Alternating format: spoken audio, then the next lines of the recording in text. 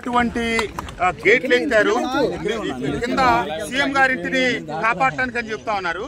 అసలు బుద్ధి జ్ఞానం ఉన్నోడు ఎవడు కూడా ఆ మాట మాట్లాడు. ఎందుకంటే దిగువన ఇప్పుడు గంటలు పడ్డాయి, 3 గంటలు ఇక్కడ కింద పడ్డాయి. మరి పైన గేట్లు ఇచ్చే ఉంటే అసలు ఈ కాలం కోపం చేసేదా?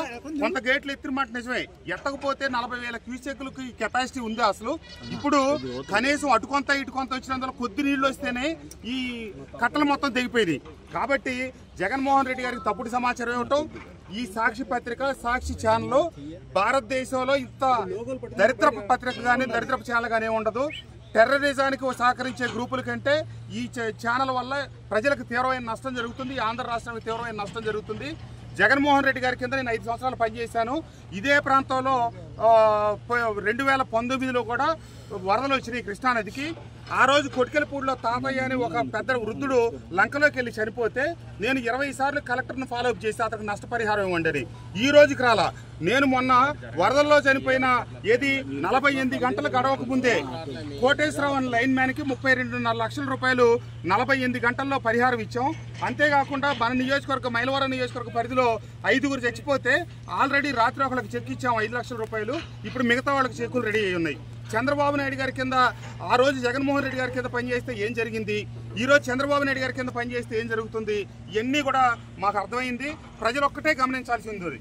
పైన ఎగువనున్నటువంటి హెడ్ రెగ్యులేటర్ దగ్గర గేట్లు ఎత్తడం తప్పని జగన్మోహన్ రెడ్డి గారు చెప్తా ఉన్నాడు. మరి ఎత్తిన తర్వాత కూడా కొంత నీరు కొద్ది నీరు ఇటు వస్తేనే కట్ట 3 చోట్ల దిగింది. అదే గనక గేట్లు తెరిచి ఉండకపోతే పోలవరం కట్ట అనేది ఆనవాళ్ళు కూడా ఉండేది కాదు. పడ్డ 3 గంటలు పోవడానికే మంత్రి గారు రాత్రి అనక పగలనక వర్షం అనక ఎండనక గాలి అనక ఇక్కడ నిలబడి 3 రోజులు బట్టి పని చేపిస్తుంటే 2 గంటలు పూడ్చాం. 3వ గంట రేపు ఉదయానికి అవడం కూడా కష్టం. మంత్రి గారు కాళ్ళ మీద నిలబడి పని చేస్తా ఉన్నారు. మాకు ఆ హయాంలో నేను ఆ రోజున వరద బాధితులకి ఇబ్రహీంపట్నంలో లంక, పెదలంక, చిన్నలంక, ఇబ్రహీంపట్నం, పుష్కర్ నగర్ ఏరియా వాళ్ళు నీళ్లలో మునిగిపోతే భోజనం పెట్టిస్తే 10 లక్షల బిల్లు అయింది. 5 సంవత్సరాల తర్వాత ఈ రోజుకి 5 పైసల బిల్లు. కానీ ఈ రోజున 3 పూట్ల వరద బాధితులకు భోజనం పంపిస్తున్నాం, నీళ్లు పంపిస్తున్నాం, పాలు పంపిస్తున్నాం. ఈ ముఖ్యమంత్రి గారు ఇచ్చిన భరోసా ఇది. నేను నాతో పాటు పనిచేసిన వైఎస్ఆర్ కాంగ్రెస్ పార్టీ శ్రేణులకి, కార్యకర్తలకి, నాయకులకి చెప్తా ఉన్నా, మోసపోయాం. ఒక్క అవకాశం ఇవ్వమంటే ఇచ్చాం. జరిగిన నష్టాలు కష్టాలు ఏం జరుగుతున్నాయి ఈ రోజు మీరందరూ గమనించండి. రాజకీయ ఉద్దేశాలతో మేము ఆరోపణలు చేయట్లేదు.